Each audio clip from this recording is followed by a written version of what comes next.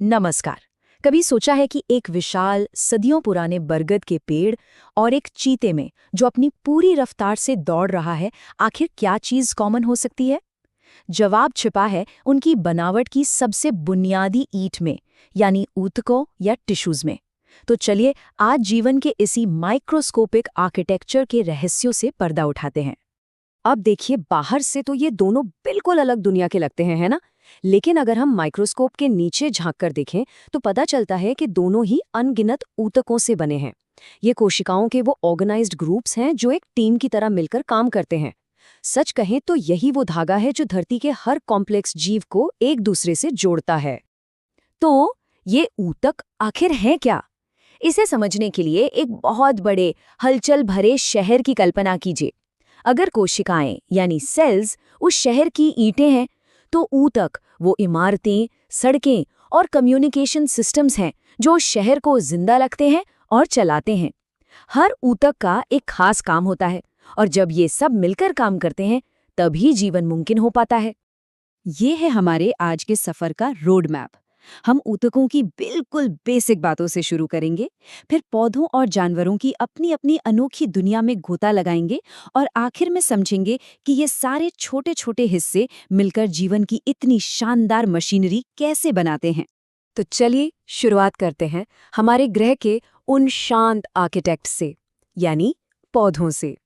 क्योंकि पौधे अपनी पूरी जिंदगी एक ही जगह पर टिके रहते हैं, उनके ऊतक भी खास तौर पर स्ट्रक्चरल सपोर्ट यानी ढांचागत मजबूती देने के लिए बने होते हैं। ये देखना कितना दिलचस्प है कि लाइफस्टाइल कैसे ऊतकों के बनावट को तय करती है।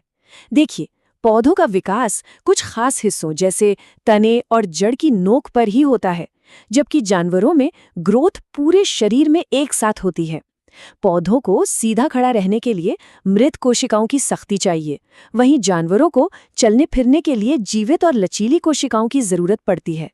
पौधों के ऊतकों को हम मोटे तौर पर दो ग्रुप्स में बांट सकते हैं।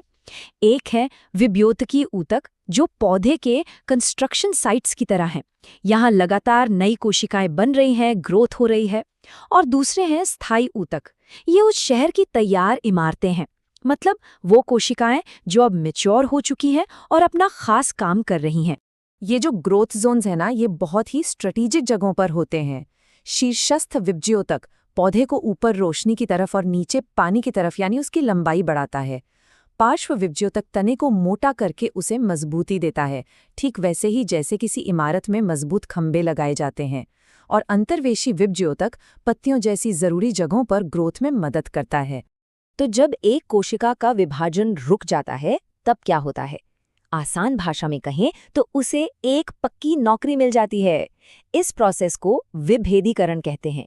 इसमें कोशिका एक खास रूप ले लेती है और एक खास काम करने लगती है, चाहे वो पौधे को सहारा देना हो, खाना जमा करना हो या फिर पानी पहुंचाना हो। हर शहर को एक अच्छे ट्रांसपोर्ट सिस्टम की जरूरत होती है ना? पौधों में ये काम जाइलम और फ्लोएम करते हैं। जाइलम पानी के लिए एक वन वे सुपर हाईवे है जो जड़ों से पानी खींचकर ऊपर पत्तियों तक पहुंचाता है। वहीं फ्लोएम एक two way food delivery service की तरह है, जो पत्तियों में बने खाने को पौधे के हर हिस्से तक पहुंचाता है, चाहे वो ऊपर हो या नीचे। चलिए अब पौधों की स्थिर दुनिया से बाहर निकलते हैं और जानवरों के डायनामिक और कॉम्प्लेक्स ऊतकों के संसार में कदम रखते हैं। यहाँ ऊतक गति, संवेदना और तेजी से प्रतिक्रिया करने के लिए बने हैं। जानवरों का ये शहर 4 मुख्य स्तंभों पर टिका है। उपकला ऊतक एक दीवार की तरह सुरक्षा करता है। संयोजी ऊतक नींव की तरह पूरे ढांचे को सहारा देता है। पेशी ऊतक इंजन की तरह गति पैदा करता है। और तंत्रिका ऊतक इंटरनेट की तरह पूरे शहर में कम्युनिकेशन बनाए रखता है। तो सबसे पहले उन 2 ऊतकों पर नजर डालते हैं जो शरीर का ढांचा बनाते हैं और उसकी रक्षा की पहली दीवार हैं, उपकला और संयोजी ऊतक। ये ऊतक शरीर का वॉलपेपर भी है और ढाल भी। ये हमारी त्वचा से लेकर हमारे अंदरूनी अंगों की परत तक हर सतह पर मौजूद है। यही हमें बाहरी दुनिया से बचाता है और यही हमारी आंतों में पोषक तत्वों को सोखने में मदद करता है। एक तरह से ये शरीर का सबसे बड़ा गेटकीपर है। ये बात संयोजी ऊतक के काम को एकदम सही तरीके से बताती है। ये वाकई शरीर का गोंद तो है ही, लेकिन ये उससे कहीं ज्यादा है।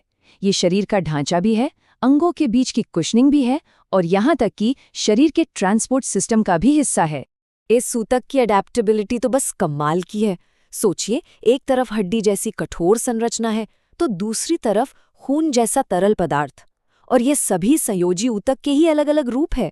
हर एक को अपने खास काम के लिए एकदम परफेक्ट तरीके से डिजाइन किया गया है। खून, जो कि एक तरल संयोजी ऊतक है, उसे हम जीवन की नदी कह सकते हैं। इसका तरल हिस्सा प्लाज्मा जरूरी सामान ढोता है। लाल रक्त कोशिकाएं ऑक्सीजन की डिलीवरी करती हैं, श्वेत रक्त कोशिकाएं हमारी इम्यूनिटी के सैनिकों की तरह लड़ती हैं, और प्लेटलेट्स किसी भी चोट को ठीक करने के लिए फौरन काम पर लग जाते हैं। अब बात करते हैं उन ऊतकों की जो हमें काम करने, सोचने और महसूस करने की ताकत देते हैं, यानी पेशी और तंत्रिका ऊतक। पेशी ऊतक हमारे शरीर के इंजन हैं। इनमें खास तरह के प्रोटीन होते हैं जो सिकुड़कर गति पैदा करते हैं, जिससे हम चल फिर पाते हैं। वहीं तंत्रिका ऊतक शरीर का हाई स्पीड कम्युनिकेशन नेटवर्क है। ये न्यूरॉन्स के जरिए बिजली के सिग्नल्स को पलक झपकते ही शरीर के एक कोने से दूसरे कोने तक पहुंचाता है और हर चीज को कंट्रोल करता है। रेखित पेशियां हमारे कंट्रोल में होती हैं, जिनसे हम चलते हैं या कोई चीज उठाते हैं। वहीं अरेखित और हृदय पेशियां, ये तो ऑटो पायलट पर काम करती हैं। हमारा पाचन चलता रहता है, दिल धड़कता रहता है, ये सब हमारे बिना सोचे समझे होता रहता है ताकि हम जिंदा रह सके। अच्छा, अब जब हमने इन सभी अलग अलग हिस्सों को समझ लिया है, तो चलिए एक कदम पीछे हटते हैं और देखते हैं कि ये सब मिलकर एक जीवित प्राणी की इतनी शानदार और कॉम्प्लेक्स बनावट कैसे तैयार करते हैं। ये एक बहुत ही खूबसूरत सिस्टम है। कोशिकाएं मिलकर ऊतक बनाती हैं, ऊतक मिलकर अंग बनाते हैं, और अंग एक साथ मिलकर एक पूरा जीव बनाते हैं। ऊतक इस पूरी चेन की सबसे जरूरी कड़ी हैं, जो साधारण कोशिकाओं को एक कॉम्प्लेक्स प्राणी में बदल देते हैं। ऊतकों के बारे में हमारी समझ जैसे जैसे बढ़ रही है, रीजनरेटिव मेडिसिन के नए दरवाजे खुल रहे हैं। अब विज्ञान के लिए अगला बड़ा सवाल यह है, क्या हम इस ज्ञान का इस्तेमाल मानव शरीर को फिर से बनाने और उसकी मरम्मत करने के लिए कर सकते हैं? संभावनाएं उतनी ही जटिल और आकर्षक हैं जितने कि ये ऊतक